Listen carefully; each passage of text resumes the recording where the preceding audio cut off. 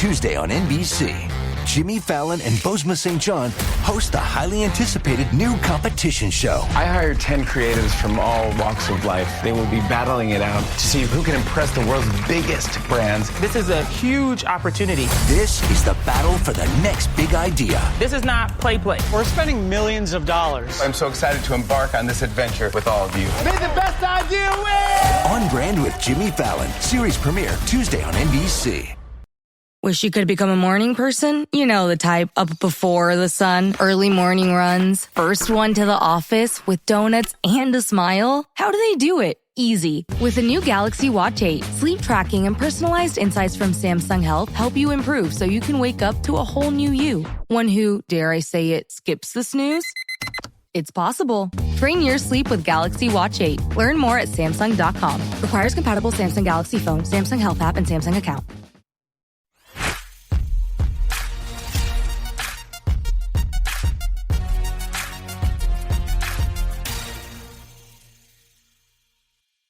What is going on, everybody? Ryan Leary, William Tincup here with the Practitioner's Corner. William, I see you waving at me. How are you today? I'm doing well, man. I'm doing well. It's a good day. Never had a bad day in your life? No, I've had several. But not today. Not today. Today, who sang that song? Today's good day. What was it? What was the name of that song? It's completely slipped from my head. You're on your own. Ice Cube. Was that yes. right? Am I off? Am I way off? Way off? Yeah, but I don't know if the name of the song was Today Was a Good Day. Yeah, no. Anyway, we are here for somebody more important than us. We are talking with Rachel Dalboth. Dalboth. I got close. So close. From the Talent Labs. Rachel, how are you today? Welcome. I am well. I was just saying to you guys a second ago, it is toasty here. It's like, how could we start this without just having a moan as a Brit about the fact it's now hot? Where are you in Texas too? No. You don't sound like you're in Texas. I'm not in Texas. I feel like I'm in Texas. It's not, but yeah, it's we've finally got summer. Finally got summer. Yeah. Nice. It's about an hour outside of London. Yeah. Ish. So Rachel, this show is all about you. This is the Practitioner's Corner. So we want to learn about your background, your history, your journey, the good, the bad, not the ugly, because there's never ugly. But never. Yeah. Never. Why don't we kick us off with an intro? Tell the audience a little bit about yourself. Sure. Yeah. What are you doing now? So, hi, I'm Rachel. I work as our director of TA Centre of Excellence, which is a very fancy way of saying that. Very fancy. That's a very fancy way of saying that. I feel very insignificant. My God. Yeah. But head up the team that curates and creates all of our kind of expert TA content for the Talent Lab. So, for those that don't know the Talent Labs, people might know us more historically as the firm. It's the rebrand recently. So we've been around since about 2007, started as a marketing group. Obviously now the Talent House, looking after talent professionals globally, and I head up our team that looks after TA Excellence, all the content out of that. So that's kind of a role at the moment. Been in TA for over 25 years. Must have loved it, right? Do you want us to beep that part out? Didn't fall out. Yeah, absolutely. Beep. Yeah, 20 beep. What the reasoning for the rebrand? Is it just time to kind of rebrand? Yeah, no, very good question. So I think it's very well known that there needs to be a little bit more of a connectivity of the dots, right, between all of those kind of what were silos in talent management, talent development, talent acquisition. So I think we've really seen that need an armpit, responded to that, kind of really expanded that portfolio out across, talent professionals globally. So been very well received. It was a busy few weeks, but really pleased that that's... Did we just talk about the company name, The Firm? That's pretty cool. The Firm, yes. Pretty badass. I'm not going to lie. The Firm. That's pretty But cool. the Talent Labs is really good too. So that's two really good names. But Firm. The You're Firm just sounds like What do you work? I'm either going to be scared about you, scared of you, or it means I really need to be in touch with you. I'm not sure which, but I like the name. Well, it means a lot of things in different places, right? So globally, correct. it has different influences, which is another thing that, we had to think about. And it literally is just a forum for in-house recruitment managers. We're not just for recruitment managers. We're not just for managers. We're certainly not just for recruitment now. So the name was part of our history, but the Talent Labs is our future. So yeah.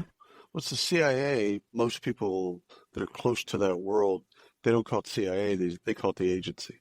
The agency, yeah. That's so like they don't. If you're in that world, they don't ever say CIA. They just say agency, and you know what they're talking about. So interesting. The firm. Interesting. Anyhow, so you've been working for the firm for how long? Come up 6 years this year, which is fun. It's just gone. So there's daytime flies and you're having fun about it. So, big move. Obviously, previously at Unilever, so I was heading the UK and Ireland recruitment team. And I think I was employee number 4, maybe, or 5 at the Talent Labs. Yeah, just shy of 6 years ago. Wow. Yeah, crazy. So tell us about employees now? Almost 30. Okay. Yeah. That's greatness. Yeah, it's really growing. A day in the life at the Talent Labs. What's that? What is that for you? Gosh, well, no, everyone says no 2 days in the same, right? Genuinely, they're not. I mean, I'm really blessed. I do something that I love without still being a recruiter or in that kind of pure recruitment domain. And I think that was always a bit of a concern personally. Right. Talking just as Rachel personally, I think making that shift out of that, having done it for so long, was a really big decision to make. One I have not regretted for 1 second of any day, because it's using that experience. It's still in that industry that I love, but it's doing something different, right? So the role that I play is about looking at our strategies. So how do we think about content, research? How do we think about the training and consultancy services that we have?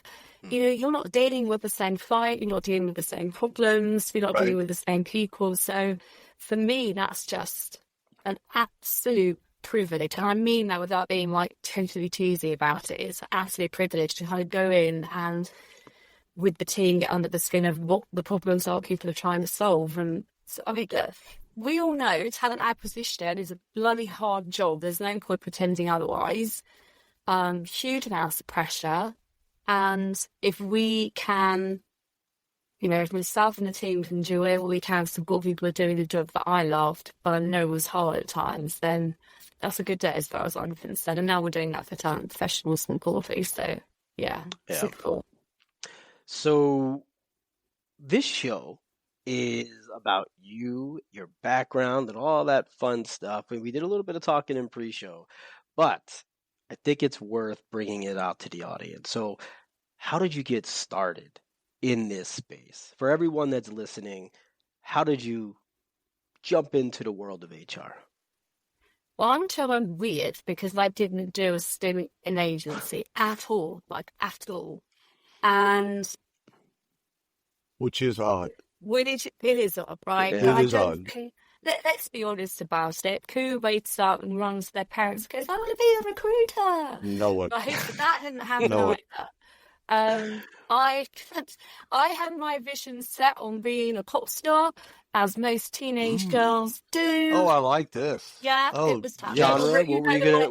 Spice Girls. I was gonna say Spice Girls, but I didn't want to categorize there. I was gonna let her tell Spice Girls were awesome. Any of that would have suited. Yeah. Although you also know my conversation that it wasn't just a kind of pop thing that I was into. Hence you were going deep. Huge Oasis fan. You were going deep. You were going meaningful. No. So, and I remember kind of genuinely thinking that was what I was going to go and do. And I had a very kind of neutral conversation with my dad, who was like, "Go get a proper job." And for some reason, for someone who really, really hated maths at the time, ended up doing this business and finance course, thinking, what was this content? But it had a bit on HR, it has some stuff in employment law. they have some people stuff like counselling, and I remember that caught my imagination a bit more than the kind of stats and economics stuff. And so, that cubicle thing, I don't know, if you do it in the UK, you have to go and do this kind of work experience stint. Right. That was the big thing. Before we move on, I need to let you know about my friend Mark Pfeffer and his show, People Tech. If you're looking for the latest on product development, marketing, funding, big deals happening in talent acquisition, HR, HCM, that's the show you need to listen to. Go to the Work Defined Network, search up People Tech, Mark Pfeffer. You can find him anywhere. And for anyone who's of my era in the UK, there was a particular shop where you'd go and buy shiny suits. You had to have a shiny suit at work here of a certain age. And I know them going and buying this to put in my work experience. Thinking I was doing HR stuff. Didn't know what it was. Just got told it was good people in an office. And I ended up stuck in showers thinking, that shiny suit didn't last very long, stuck in showers. And I just said to them, I'm not doing the rest of this when I'm out. I did, I think, one day, maybe two, so that.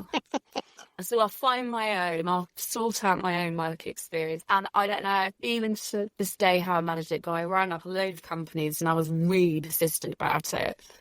And Nokia took, I think, sympathy. Probably. You sound like you've been talking to a lot of companies. Come on in. We'll talk with you. Come on. You're not afraid of the phone. I mean, what I love about that is that most people that don't have a staffing background, they have call reluctance. Especially these days, they want to do everything through the computer. So let's do chat. I mean, it was phone or phone. Yeah, I don't know if it was reluctance. Like, you just didn't have a choice. You had to call. Yeah. No, because Ryan, we hired a staffing firm at one point, and I remember talking to the manager of that particular unit, and she said, "Listen, if they can't make 200 calls a day, we just let them go." Yeah. So it's not so much reluctance, but it's the appetite, I guess, to be able to get that much rejection. Because, 200 calls, you're going to have, 198 of them are going to be bad. Yeah. Depends who's no, calling. thank you. Click. Whatever. It depends who's calling. Yeah. I can see that. So I just remember thinking, because at the time, you got to remember, Nokia was top-notch. In his heyday. That was the phone, right? It was the phone. I still don't understand what happened to him, quite frankly. Like, someone's going to explain it to me at one point. But, we're going to come to find they are the technology and the power behind everything we have today. That's what we're going to find. They're still there. That's it. They're hidden. Yeah.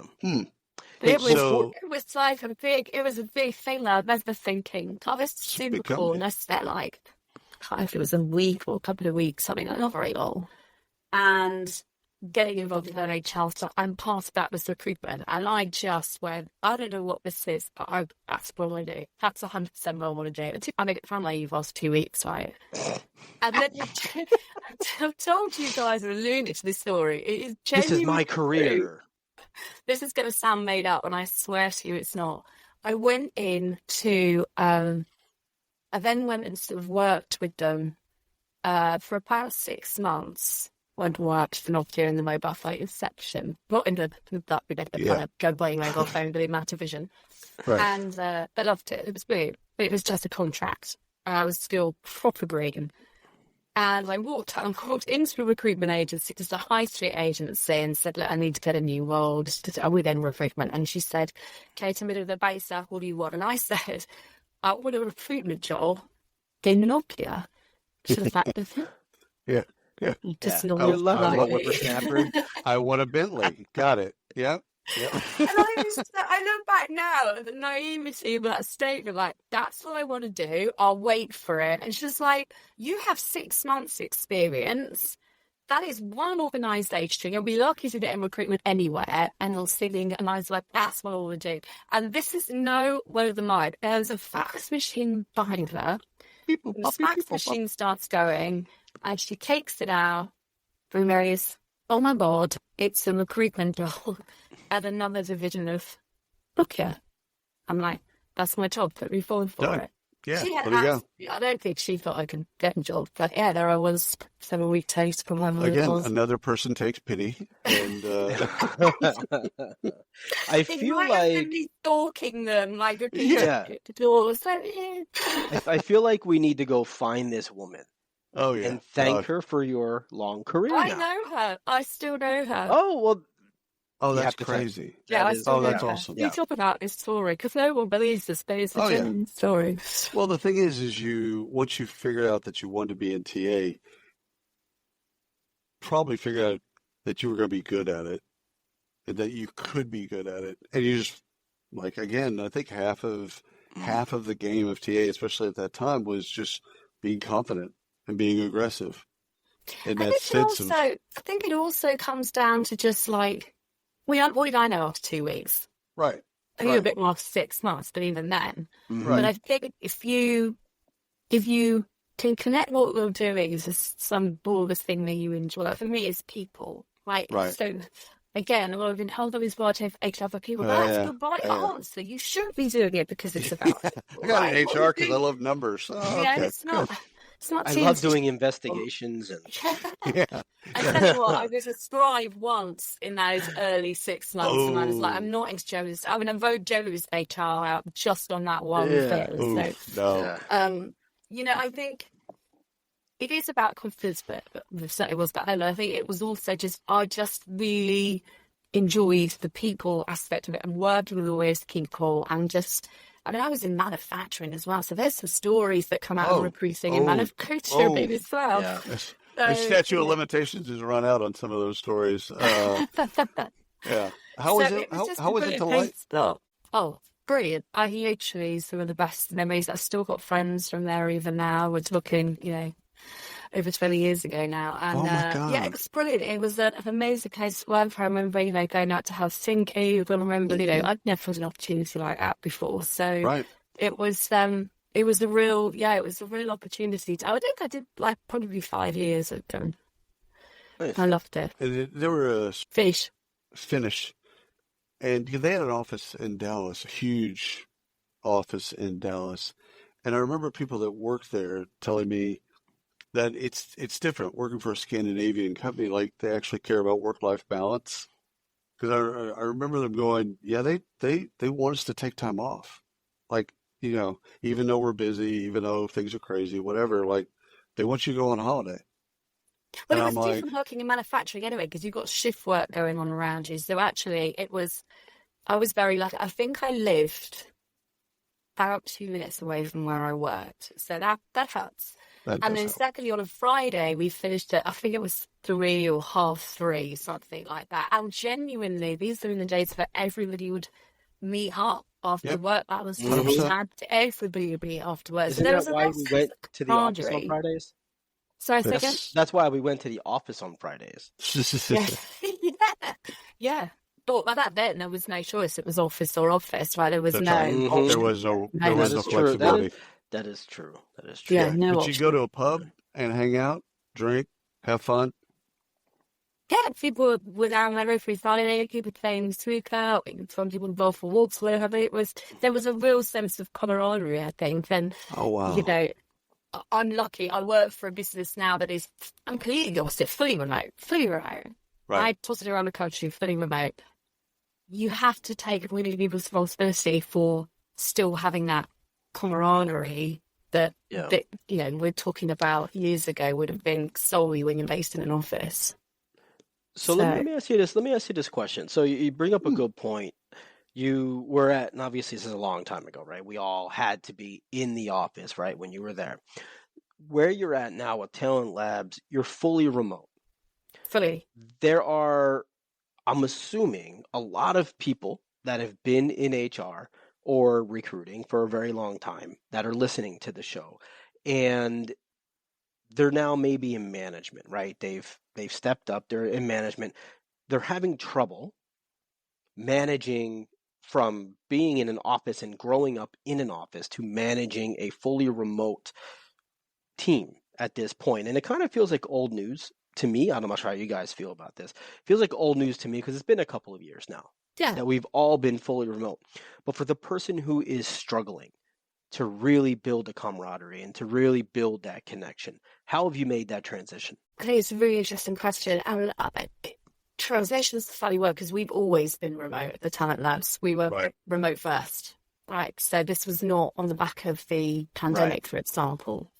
And I get that, therefore, there is a different thing between business trying to pull a team leaver, just trying to transition from something that looks like one thing and becomes another. And I do think that that's more difficult to a degree. I think general principles, general advice, you've got to want to still connect with people. Like if you're one of these that just wants to be solo, heads down, then that sort of team isn't going to work for you, right? So I think it's about how you open up as many different channels for people as possible, because not everybody loves the same thing. Some people are very happy to have someone on the phone very regularly. Some people need a bit of headspace. Some people like chit chat, others don't. So I think just generally you have to think about how do you open up different channels. And some of that's about work stuff, and some of that is about you as human beings, you one person in front, sharing. We post very notes between us in this team is ridiculous. It can be just sharing stuff like that. If there's not one person in the team that hasn't met my dog at some point, right? That's what you'd have been doing on a walk or at the pub or whatever. You'd have been talking about your kids or parents or whatever else. So it's the same stuff. It's the intentionality of everyone involved. I think had we not been all through COVID, I think it's probably another 15 years out. This episode is brought to you by LinkedIn. Healthcare professionals can lead their careers with LinkedIn. Discover jobs by specialty, preferred shifts, and even desired salary. From mental health therapists to radiology technicians, it's now faster and easier for healthcare professionals to find the right fit. Learn more at linkedin.com/healthcare. Side effects may include faster job placement, improved work-life balance, and increased career satisfaction. The Hilton sale is on. For 10 days only, you can save up to 20% on stays this fall and beyond. Don't wait. The sale ends September 29th. Book your stay and save at Hilton.com. Terms apply. Hilton, for the stay. For mainstream companies to be remote. But because we're all forced on Thursday to be remote, we had to figure it out. And again, some people figured it out better than others. Some companies that started fully remote, didn't see any change. I mean, I think for us, Ryan and I worked at a company at the time, and we were fully remote. No. What changed for us was our Zoom calls used to be just calls. We just, instead of using our cell phone, we'd use Zoom. Mm-hmm. And then all of a sudden during COVID, we'd turn on our video. Yeah. That was the only difference. That was the only change. That's not the only change. You had to start wearing clothes. I legit had to go. I had to actually start to get a wardrobe. This is what I own. This is it right here. And I struggle. I do. This is one of my not my superpower. I struggle, Rachel, to find clothes to wear. Because this is the thing about intentionality. I want to pick up on what you said, William, and it kind of connects to what you were talking about as well, right? Which is there's an intentionality about how you're going to work and the kind of culture that you want to create and the team that you want to be part of, right? That every single person has to be intentional about that to a degree. The second bit is literally about the kind of clothing. This might be really personal to me. I suspect it is. I get up as if I'm going to my head fist every day. You're the only one. You're the only. We found the oddball. Here she is. No, we found the unicorn. You put on makeup the whole bit. You do that every day, even if you're not going to talk to somebody. That's not about necessarily to do with how I want to look. That's how I want to feel. So for me, very cool. There is something about you coming in with that intentional purpose. And listen, you know what? I own it. People love that. I get it. But for me, that's about when I sit down at the desk. You need to That's what I want to feel like. Does it frustrate you ever when you get on a call and people don't turn on their video? Does it frustrate me? Like, listen, everyone's got their own reasons, right? I mean, I might have some backgrounds. I certainly have, the chores of kids and dogs and all sorts. It's likely you might see some kids walking through the door. Yeah. I get it. So I don't know if frustrate is the wrong word. I do think an event is a very human thing, isn't it? Being able to see someone eye to eye, being able to see someone smile at you or not smile at you. Right. Gives you some cues about how that conversation's going. But it doesn't frustrate me. I think everybody's got their own stuff though. I might ask the question, hey, you want to put your camera on? But it's more about whether someone's comfortable as well as whether they're able to, right? So it's interesting you say that, because I don't really, I guess I think about it, but I don't think about what I'm wearing to the home office. If I don't wear sneakers or shoes, like, I don't feel like I can't work without shoes on. Really? Is that weird? Is that really weird? Like, that's insane. I need an old school mouse, right? So for those that are not watching, the mouse, I need right? that too. And when I talk, I kind of need a headset. Like, I don't feel like I can think and be creative. Now, I will say, sitting in front of the camera, sitting here in this little box, does hinder my creativity. It does. And I have not gotten past that yet. If I walk around, you will get a much better conversation from me. But that's really interesting too, because you were talking about like what changed for you, which is this video on, and you were having calls and then suddenly the video was on. I think there's a massive place for phone calls. Like we talked about me having a phone call in the 90s. I still am a fan, because there's that other thing, which is you cannot just tap your box all day. Doesn't matter if you're remote or not. I am not going to claim, like there'll be people listening from my team going, this is very advice that you don't take way too far. There is something about, even if you're going down to make a cup of tea, or you're walking the dog, or you're whatever it is, still having a conversation while you're doing something else, like moving around. I have talking about making people have conversations in a genuine break time. I'm talking about, how do you just, for me, I'm a pacer. So if anyone's ever seen me present, I am a videographer's worst nightmare. I've been told of so many times because I pace really badly. And I'm the same on the phone. If I want to have a conversation where it doesn't need to be on video, sometimes I'll say, let's just do a phone call, because I am more creative when I can move around. So if I'm brainstorming with somebody, I'll be walking for some reason. I don't know. That's interesting. That's for both of y'all. That's fascinating. I haven't given that any thought, and I will now. So, what made you leave Nokia? I was made redundant, and it was that was a really tough thing to deal with, because I was still quite young. And I'd never experienced something like that before. And actually, this is going to sound quite a bit deep. I really grieved that job. Like, I 100%. loved that job, and I was probably naive to think, this is it, that job done. I'm staying here till I'm, retired. And I just, again, that was a really hard thing, because when you do have a job that you love and you really enjoy the people that you're working with and stuff, that was a difficult but probably very important lesson to go through, because not least I remember not doing a great job of spending my redundancy money wisely, but it was an important thing to go through, but it was really hard at the time. I was gutted. Right. Oh yeah. This is where Tori Amos came in. Yes. Yeah, there was some sad, very thoughtful music going on. You started listening to a bunch of Morrissey. We get it. Totally understand. Borderline suicidal. Got it. Yeah. What did you do after? So after you found out that there was a period of mourning? Actually, changed direction mildly for a while. So I actually went to work in my family business, which it isn't in the same guise now, but and kind of went into some HR stuff. That's very different working with families, very different working in such a small organisation at the time.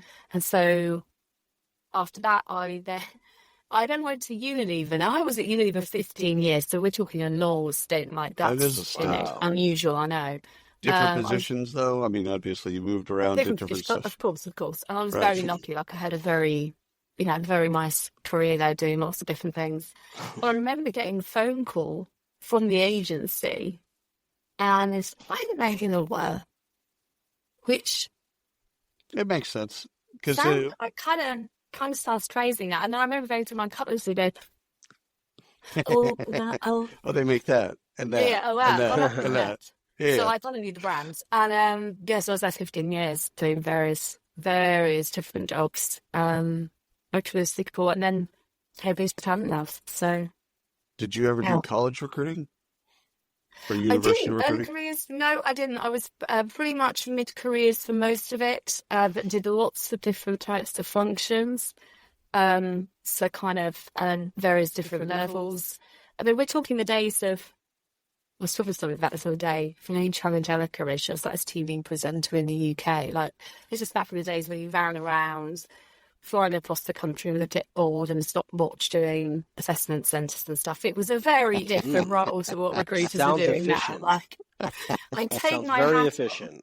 to recruiters nowadays, because it was a very, very different world. You know, you had a massive brand that people wanted to work for. You had a list of agencies that you could pick up the phone to. In terms of what recruiters do now, and certainly the team that I used to lead, I just think they do a phenomenal job, because the different hats that they have to wear is incredible. This is William Tincup, and I'd like to direct you to a wonderful limited series podcast that Ryan and I recorded live at the ERE Recruiting Innovation Summit. We sat down with 20 recruiting and TA leaders from around the world to hear what today's best recruiters are doing to stay sharp, stay relevant, and stay ahead. It's called The Talent Shift. You'll love it. You'll find the podcast wherever you get your podcasts. Listen, like, review, share. Do you? You know, at the start of every training session that I do, and I'm probably on training doing most sort of seminars I've ever done, we're talking about this life cycle of talent acquisition, right? But we don't often talk about the roles that we play against each of those things, and we're quite unapologetic about talking about that, whether it's with hiring managers or recruiters themselves, because actually it's really very, there's the super cool roles. You know, you're a brand ambassador, you're a talent scout, you're a marketeer, you're a salesperson, you're an experience maker, all of these kind of different roles that you play. But we just talk about like recruiter as if it's kind of like back office job. We all know it's not. So we talked about intention throughout your career when you mentioned it a couple of times. So Rachel, my question is, how did you? So you were with, we use Unilever. You're there 15 years. Did you have a very specific plan for yourself, right? So I'm thinking, let me kind of backtrack here. I'm thinking of the person who gets into a large organization and is afraid they're going to fall into the 2024 way of work. I'm only going to be here for 12 months and then I'm out, or 18 months and then I'm out. How does somebody build a career within a company intentionally and do those moves within a company to continue to grow? How did you do that? I think there's a big difference between, so people raise eyebrows if you say you've been somewhere 15 years. I get it. You would get a bit of portfolio careers. I get it. Yeah. But I think if you can do a variety of different roles, that shouldn't matter. But that's the parts, right? It can't be to stay doing what you're doing forever. So for me, I think there was a couple of things. One is, I probably made myself various other people, and I was nosy enough to go and get to know other people. I was very lucky because there were global teams, there were regional teams, there were local teams. There was a lot of opportunity. I'm not going to pretend there wasn't a lot of opportunity in an organisation like that. Right. So I think it was then also looking at certain, I have people in mind where I would look at them and think, how did I do what you're doing? How did you get to do what you're doing? And so there were a couple of people who I asked to be my mentor, for example. Sometimes probably with them being me. But actually I ended up doing those kind of roles because I learned so much from them. And some of those things were really small but powerful things that I still so hang on to now. Some of the more technical things. But actually kind of identifying, that job just looks so cool. How do I become that? How do I become you? And kind of just going and learning from that person. I was really lucky. I had some really super cool managers and leaders there was a couple, particularly that stand out, and I think a couple of them saw potentially that I probably didn't, maybe. So I had some whole conversations with people as well around me, like, you need to do X, Y, Z, don't mucking about because we'll put investment in you, but you need to see that potentially yourself. I had a couple of whole conversations like that, but I'm glad I had them because they were right. They gave me a kick up the reins probably that I needed. So yeah, and then I think it was just about kind of figuring out, like anybody, where do you want to get to? What's the bit where you're going to get to? And so, okay, I'm happy with that. I didn't want any big, shiny, huge thing necessarily. I wanted to do work that I really loved. Well, who doesn't? No. Well, there's a bunch of people. So, thank goodness for it. Yeah. So, hardest role at Unilever that you got yourself into, and second to that is the hardest role to fill at Unilever that you had. Gosh, you're asking me to cast my memory back, aren't you? I know. Well, I think global roles by nature can be amazing and difficult because you have to really think about, to give an expertise role, which I was in, you have a real responsibility to think about what is the market that you're used to operating in. Right. And all of them. And that was a really, again, tough lesson to learn because I'd always worked in local roles and I'd probably been quite naive about what it was like to work in a global role. It was my favourite role, but it was also the toughest transition, I would say, to some degree, because I learned so much. So that's probably toughest role. Oh my goodness me. I've recruited a few. Probably something like sensory technicians. Exactly. Oh my God. So, sensory technician are these people that touch and feel and hear and all that stuff, and they exactly. So you might have people that can test deodorant efficiency. So I'm sure these are I don't know what that looks like now, but back then that was human beings. So yeah, that's I used to work with a company that was by the Philadelphia airport called Otten's Flavors, and they develop flavors for foods, artificial flavoring. And they gave us a tour of the facility. They're super clean, right? Like sterile spaces, lab coats, the whole bit. And they'd give you things to taste. And like, well, what do you taste? Sugar? Like that was the extent of my ability, right? Sugar. Kind of feels like I'm smelling some root beer and sugar. I don't know. Yeah, you're not good for this job. I'm not good for this job. No. And they break it down to the chemical. And they're able to say, okay, well, if we do this, if we add a little bit here, this is what's going to trigger in the person's head. Amazing. And this is what's going to make them want more. Behind it. Or less of this and more. It's like, wow, this is crazy. And we just went and recruited these people. But it fascinated me, but I could never do that job. That's sensory technician. And actually, that even back in the Nokia days, I worked very closely with research and development. And we're talking a long time ago.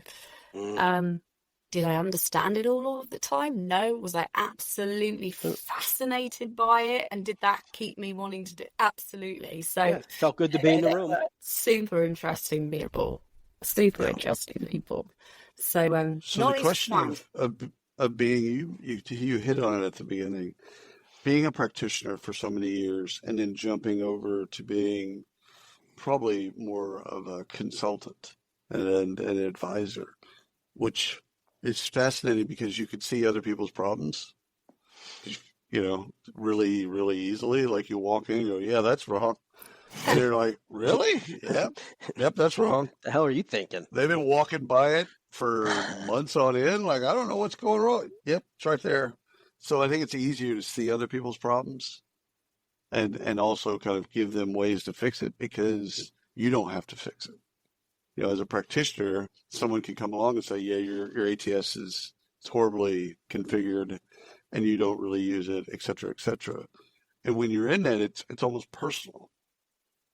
But when a consultant says it, it frees you up to go, well, you know what? We need to really think about that. Yeah, the configuration is off. We're not really using, we're not getting the maximum value out of the technology. So do you miss anything about being a practitioner? Of course. I think just to go back to one thing you said, I think some people do know their own problems. I think it's, there's a lot of TA people who are really open about going, you know what, I just need some help fixing this, or I just want to validate that this is the problem, because they're busy people, like, who are grappling so many. That is the priorities at the moment. I mean, we at our analysts, it's massive.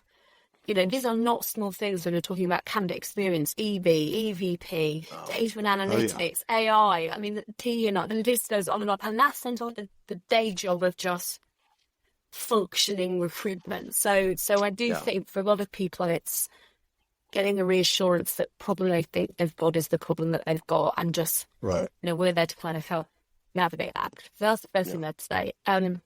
Do I miss stuff about being a practitioner? Of course, I don't think you can do something that long and more not miss parts of that. I think if you can't miss something that you love, then I'd question whether you loved it in the first place, personally. Right. I miss a clipboard and miss running around like that. That couldn't do it now, but it was good times. At the time, I worked in a very large office. I think that was, for the moment in my life that I had, that was a really enjoyable thing. I had some super cool people that I worked with, and then from a lot of travel, which was also great. It's a different time of your life as well, though, isn't it? So would I want to be doing that again in that same way now, necessarily? Probably not.